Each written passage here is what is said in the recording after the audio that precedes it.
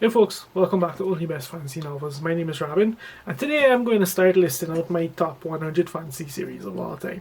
So, yeah, um, just for context, I just have two criteria for this list. It has to be a series that I started before the end of 2024, and also it has to have at least two books published. So, anyway, at number 100, I have David Dalglish's Vagrant Gods trilogy. And this is a story following the prince of a murdered royal line who becomes the face of a rebellion against an empire that invaded his island nation. It's basically like a super assassin adventure story with epic fantasy trappings, and it has like this really cool magic system where they draw power from gods in various forms. And it also has like a really cool side story where they delve into the reason behind the invasion by the empire, and the prince also has to kind of examine his own history and decide, and it basically casts doubt on the whole on the righteousness of his path essentially, and whether the empire is right or wrong to do what it did. So it's not clear cut by any means. I guess you can call this grimdark because it is pretty violent, brutal. Like I said, usual super assassin kind of story. You know what you're getting into with this one. It was a fun ride from start to finish, and it doesn't exactly do anything new or fascinating. But David Dalglish is a very solid, a very competent writer, and we get a pretty solid genre entry to with this outing, and that's why it makes the list. At number 99, I have KJ Parker's Fencer trilogy, which is my first KJ Parker series, and it has everything I like about his it has all his style, all the hallmarks of his writing that I like, from the Folding Knife and the Company. And in the Fencer trilogy, we follow the Lordan family, who take the whole dysfunctional family trope to a whole new level.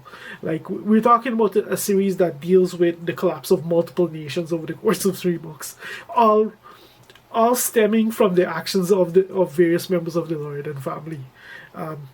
Willing And sometimes those collapses are intentional, sometimes otherwise. It's ridiculous on a whole new scale. The second book in particular, it has the most deranged ending of anything I've ever read. Period.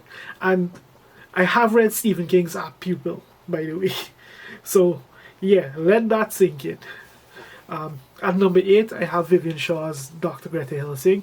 And this is like a wonderful, cozy fantasy. Well, back when this was first written, cozy fantasy wasn't a thing as yet, so it was fantasy of manners. But it's that kind of vibe following Dr. Greta Helsing, who's a physician to monsters that you'll find in your grandfather's Dusty Classics novels collection. And anyway, it follows Dr. Greta Helsing and a ragtag group of friends that she eventually comes to bond with over the course of soon to be 4 novels, where they deal with supernatural problems that arise with a little more tact and style than you would typically find in your regular urban fantasy, in your typical urban fantasy stories. These books are more focused on like character development and relationships and drama and these kind of things. And when I say drama, I don't necessarily mean like for me, a movie like The Departed is drama. So yeah, they're wonderful reads and like well worth checking out if you're interested in them, or if that sounds like your kind of vibe.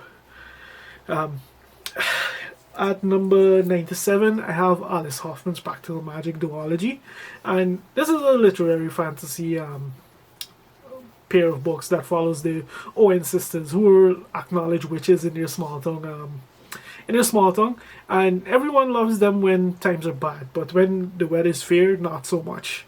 And the books do a great job of just delving into a few different things, like family, and given the whole setup, it delves into family and hypocrisy and prejudice and these kind of things. Love and faith and so, because over the course of the 2 books, the Owen sisters do very different situations that they have to overcome. Very real world, very common situations that any one of us has to face at different points in our life, and they do so in that way. It makes it like a very human story, a very relatable story, I can say. And of course, there's more than a splash of magic involved. So it like the first book is beloved for a good reason. Like I think it's a classic. There was a movie made of it and everything. And the second book was written like decades after the first. And for me, it was a really good sequel. So yeah. At number 96, I have Tasha Suri's The Burning Kingdoms trilogy. And this is an Indian-inspired epic fantasy trilogy about the fate of two kingdoms, the cost of leadership, the struggles of love, and just the return of these dark and strange creatures, and the magic that they bring with them. Like it's in theory, it's a standard political epic fantasy drama, but these books do so much more. Like it's kind of hard to kind of just nutshell them for this. It's pretty sick. It's pretty grippy. It's pretty entertaining. It's very character driven stories. Very and there is a splash of romance that drives the story in very interesting ways as a result. So yeah, like this is a trilogy that if you're looking for something different, but at the same time something very incredible, check it out.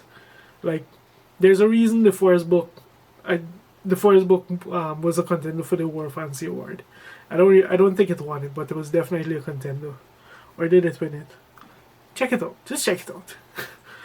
Anyway, at number 95, I have Mark T. Barnes' The Echoes of Empire trilogy, and this is a extremely obscure trilogy. I don't think I've seen anyone talk about these books, which is a travesty because they're perfect, just perfect for fans of like political fantasies. Like the whole gist of them is we're literally following a main character who is prophesied to become the emperor of this political system that he's in.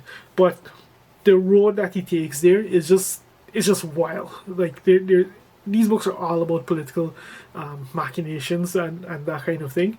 And there's a pretty convoluted hard magic system that does some incredible things. Like in this series, death is malleable when it comes to this main character. Like it's just wild. It's just wild.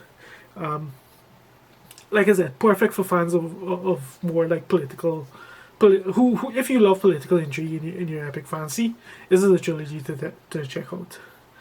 And then at number 4, we have yet another trilogy I really wish I could hear more people talk about. I don't know, maybe it was big on booktube back in the day when it came out, but this is Cameron Hurley's Warbreaker saga. And this is Cameron Hurley taking a look at how classic fantasy has typically included women and deciding that she has a problem with it. So what we get is just this raging feminist polemic against epic fantasy where gender roles are flipped. Thinking classic fantasy where gender roles are flipped, set in a very brutal grimdark world where an empire is at war with a mirror version of itself from another dimension. So all the characters they have like alternate versions of them. So I don't need to tell you about what that means just in terms of like infiltration and so when it comes to how characters will operate among these over the course of this war. But like I said, it's a raging feminist polemic over the course of like just baked into this trilogy. It does everything. It contains, and when I say grimdark, it contains everything from cannibalism to just brutal sexual assault. But it's not what you think. But yeah, like if you're a fan of grimdark epic fantasy, this is one to read. Like it's just blood-soaked and entertaining and action-packed and sick from start to finish. Like setting aside the political motivations behind the way that this series was written, Cameron Hurley has a very vivid imagination, and you just see it on display over the course of this trilogy. This stuff is absolutely top tier. At number 93, I have Rebecca Roanhorse's Six World series, and this is an urban fantasy / post-apocalyptic pair of novels that with a strong roots in like Native American mythology, where Rebecca Roanhorse just hit it out of the park. Like we have this pair of pulpy action adventure stories. We literally follow a monster hunter who works with the works within the context of Native American mythology, and like it has just like a strong root in just like the whole Native American perspective for me, like from what I got out of it, at least, like just in the main characters, in her personality, the situations that she deals with, and these kind of things. Like it was just really engagingly done. There's 2 books out in this series. I know there's more planned, but it's been quite a few years since the second book, and I really hope Rebecca Rowan Hars gets back to writing these at some point. I know like she's been diverted since then with an epic fantasy trilogy, which might or might not be on this list later on, by the way, and writing Star Wars and stuff and this kind of things. But I really hope she gets back to this at some point, because this series is wild. At number 92, I have a beloved classic. I'm going to get a lot of flack for including at number 92, but I'll dive into why, and that's Ursula K. Le Guin's Earthsea. And this is one of those series where it works perfect from middle grade up. Like, you can read this as a kid and enjoy a perfectly likable story along the veins of Lord of the Rings, with a twist where we follow a wizard, a young kid going to a wizard school, basically. And you can read this as an adult and just delve into so much more that in terms of the thematic work that Ursula K. Le Guin delves into.